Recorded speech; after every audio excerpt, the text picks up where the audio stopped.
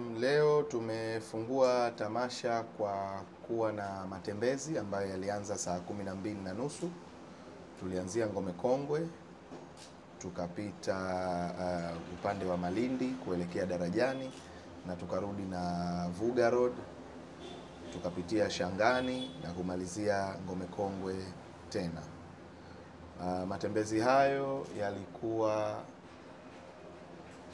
ya muda wa kama saa moja na nusu hivi, yakiunganishwa na mazoezi.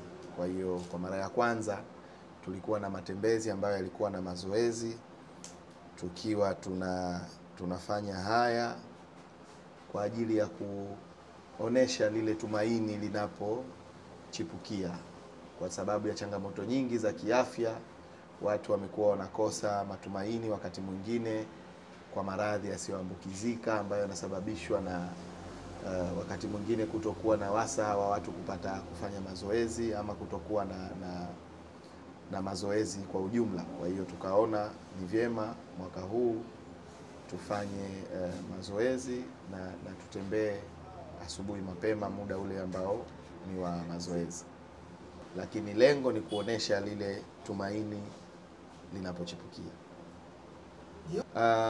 Jioni ya leo watu wafike kwa wingi, kwa sababu filamu zetu ni bure kuangalia na tamasha letu ni bure kuingia kwa kila mtu.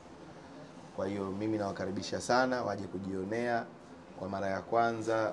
Tamasha linakuja na vitu vingi vya tofauti ambavyo kwa kweli ni vya kusisimua. Kwa hiyo wafike kwa ajili ya kuweza kuangalia filamu. Leo tutakuwa na performance mahsus kabisa ambayo kwa Zanzibar itakuwa ni kwa mara ya kwanza kuiona. Kwa hiyo waje kujionea namna ambavyo muziki na maonesho ya jukwaani yanavyounganishwa na kupatikana kitu kipya.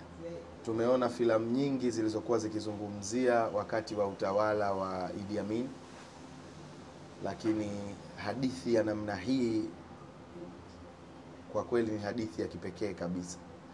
Kwa hiyo nisimalize ule uhondo wa ngoma, tusubirie watu waingie uwanjani kucheza. Huyu ni mwandaaji na mtengenezaji wa filamu, anaitwa JP Williams ambaye ametokea Jamaica, na filamu yake pia itaoneshwa katika ratiba ya tamasha. Ni mwandaaji mzuri wa filamu na anafanya kazi zake Marekani na ameshaingia mpaka Hollywood kwa ajili ya kuendeleza kufanya kazi zake.